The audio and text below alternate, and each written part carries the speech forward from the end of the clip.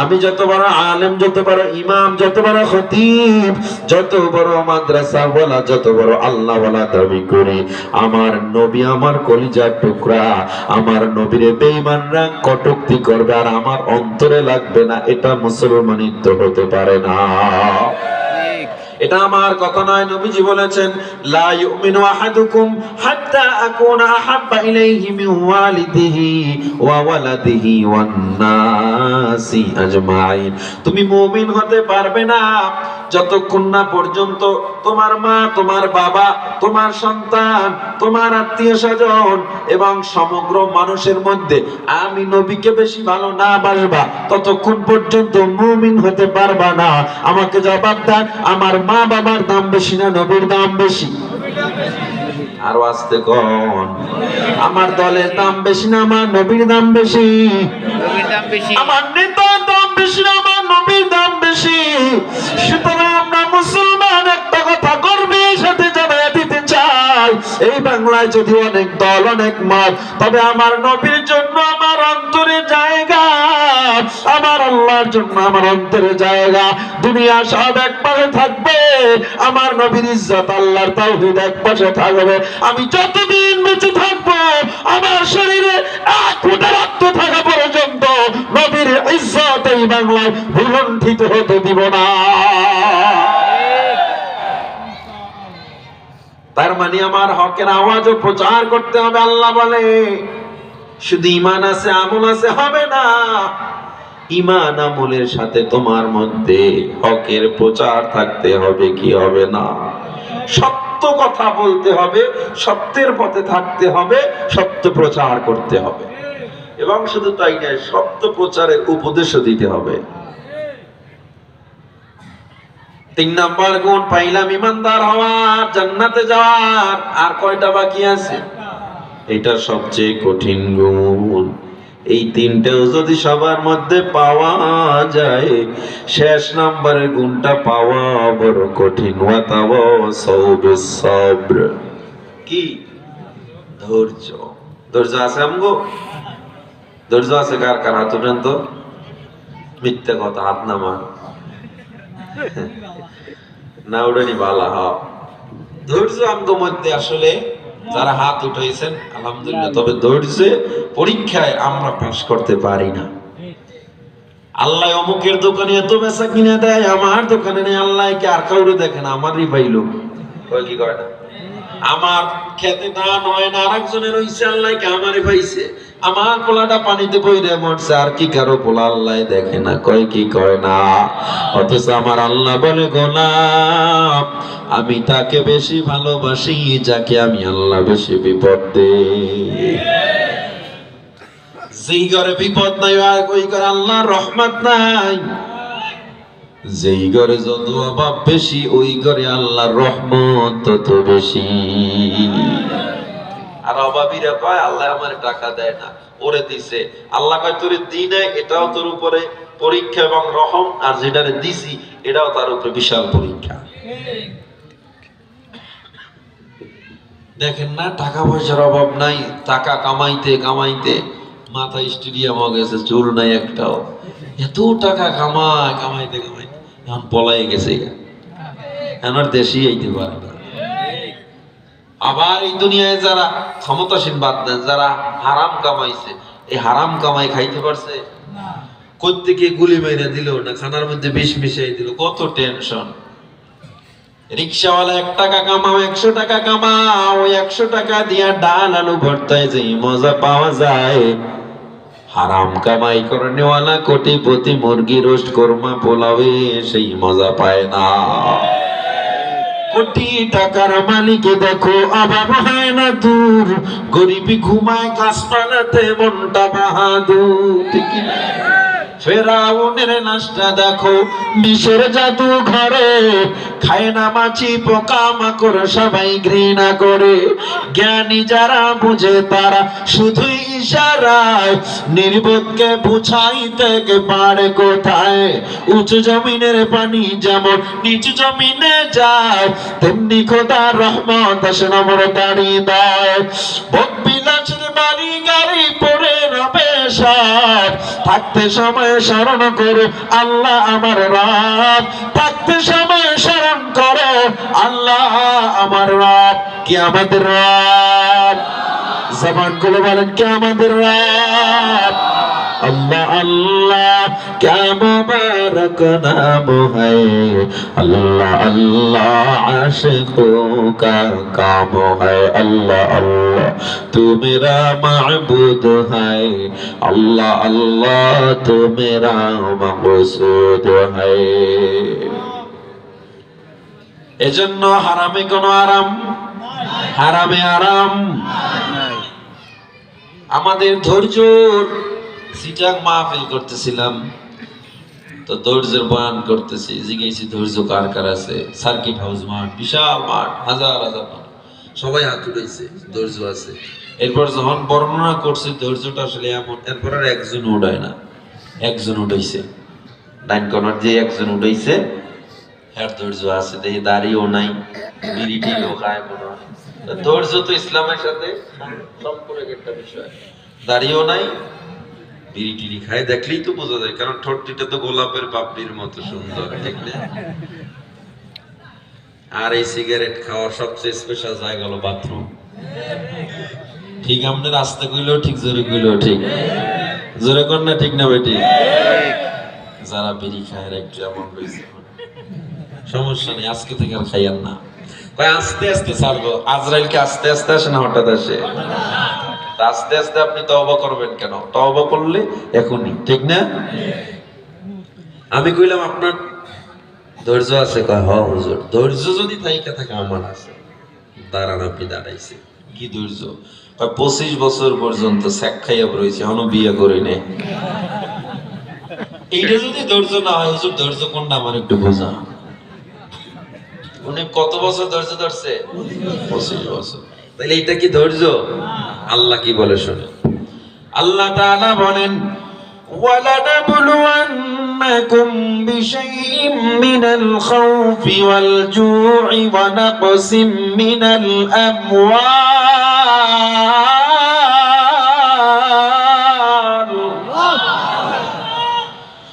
وَالْأَنفُسِ وَالثَّمَرَاتِ।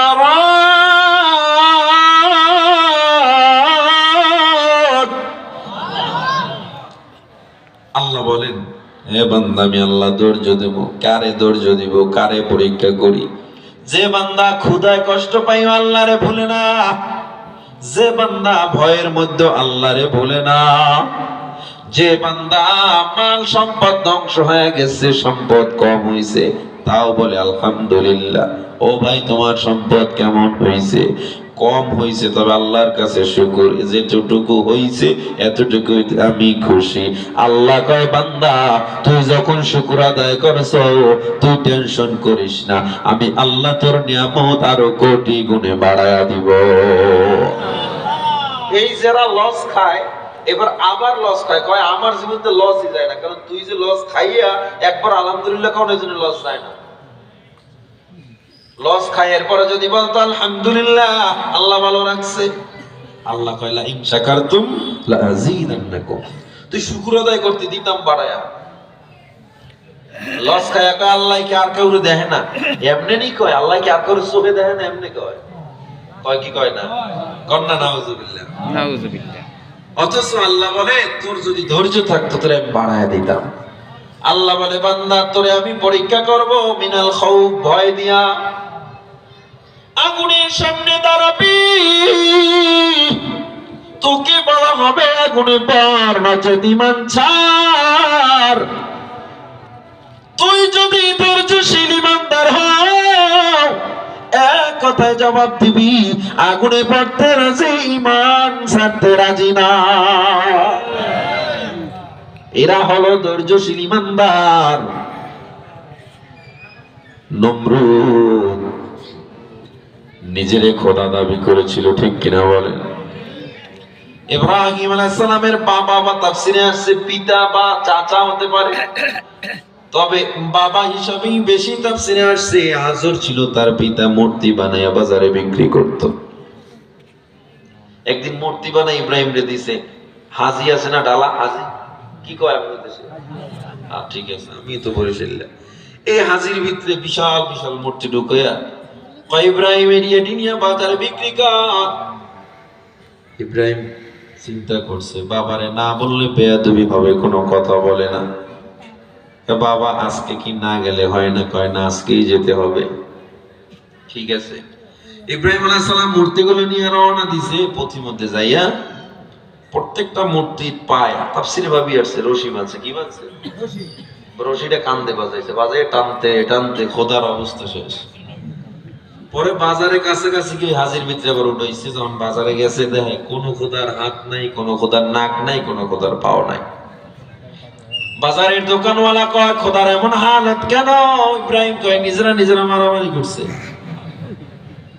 এটা এখানে একটা নসিহত আছে। এটা বলছে কারণ মানুষ আবার নিজেদের দুর্বলতা প্রকাশ করবে।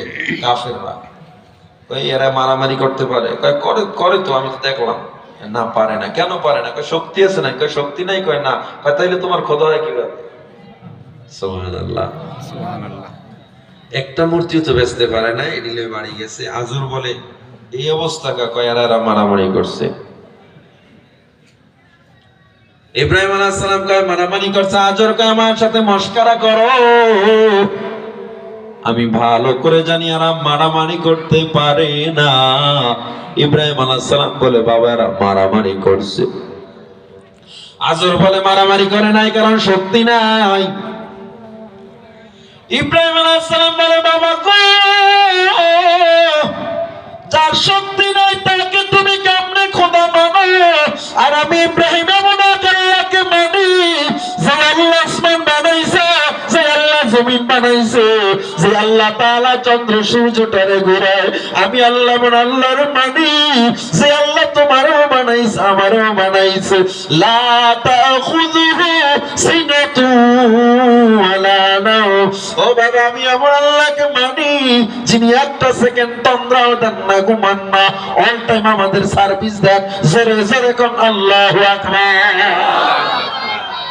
তাওহীদের বাণী পৌঁছে দিল। সবাই একদিন মেলায় চলে গেছে গা। হিন্দুদের মেলা হয় না, এর মূর্তি পূজারীদের মেলায়।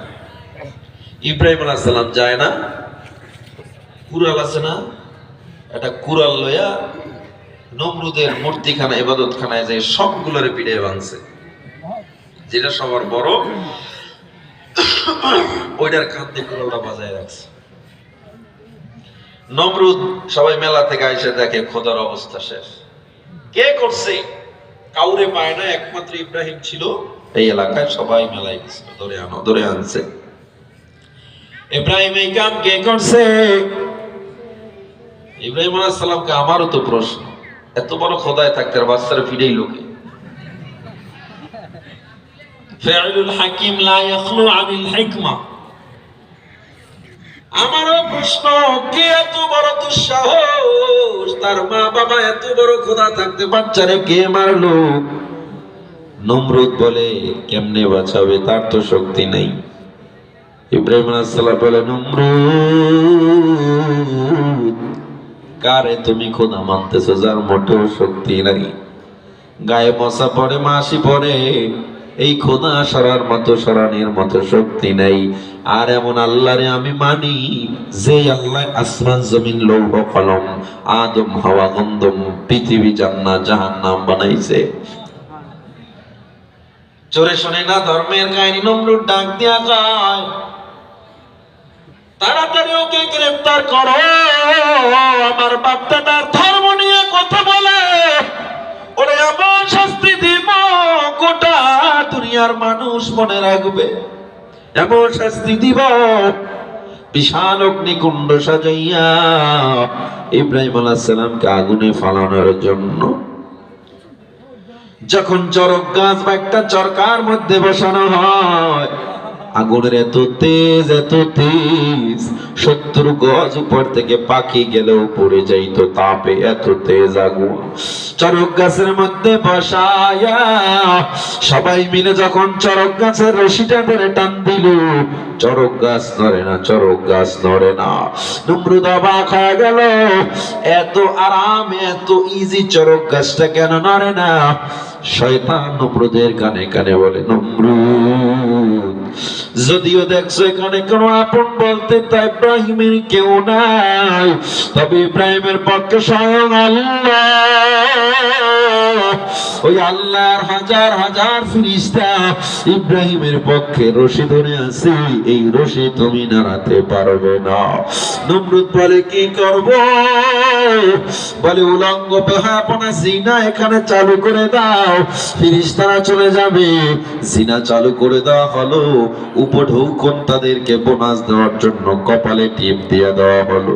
বড় আফসোস, মুসলমানের মেয়েরাও আজকে সেই টিপ কপালে পড়ে আছে না না।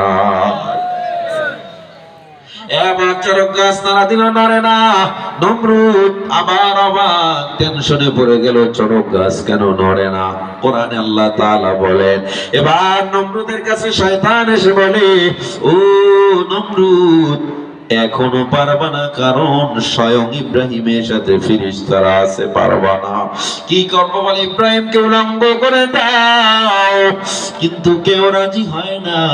জন্মদাতা পিতা আজর হাত উঠায় বলে, আমি উলঙ্গ করতে পারবো। ইব্রাহিম আলাইহিস সালাম চোখের পানি ছেড়ে কান্না করে আর কয়, বাবা, সবাই আমার ইজ্জত নষ্ট করতে চায় না, তুমি জন্মদাতা পিতা হয় এমন কাজটা করিও না।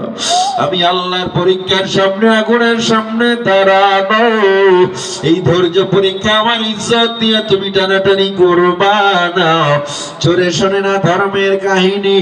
আজর যখন আল্লাহর কুদরতে অন্তরে জোশ মেরে যায়, আমার আল্লাহ তাআলা ডাক দিয়ে কয়, জিবরিল জলদি যা, আমার ইব্রাহিমের ইজ্জত যেন নষ্ট নয় হয়, জান্নাত থেকে তাড়াতাড়ি পোশাক নিয়ে যা।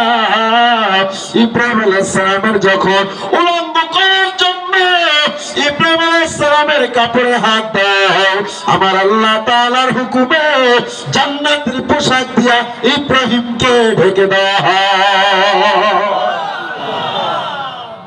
আগুনের মধ্যে ফালানো হয়।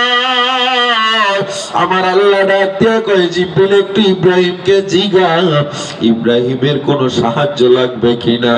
জিবরিল কয়, ও নবী, আপনার কোনো সাহায্য লাগবে নাকি? ইব্রাহিম আলাইহিস সালাম কয়, কেন? কয়, আল্লাহ বলছে। ইব্রাহিম আলাইহিস সালাম বলে, যে আল্লাহ বলছে, আল্লাহ কি ইব্রাহিমকে দেখে না? আমি তোমার কাছে সাহায্য চাই না, তুমি আমার আল্লাহকে বলো আমি কোন জিবরিল, কোন ফেরেশতার কাছে সাহায্য চাই না। কথাটা আমার আল্লাহর কাছে এত পছন্দ। আমার আল্লাহ বলে, কুলনা ইয়া নারু কুনি বারদান ওয়া সালামান আলা ইব্রাহিম, এ আগুন তাড়াতাড়ি ঠান্ডা হয়ে যা, আমার হাবিবের একটা পশমও যেন পড়ে না। ধৈর্য, এনারা বলে ধৈর্য। আগুনের সামনে দাঁড়ায় বলছে, সাহায্য লাগবে নাকি? বলছে, আল্লাহ কি আমারে দেখে না? ক্ষুধার ধৈর্য। আল্লাহ বলে, বল জোর ক্ষুধা দিয়া বান্দা পরীক্ষা করবো।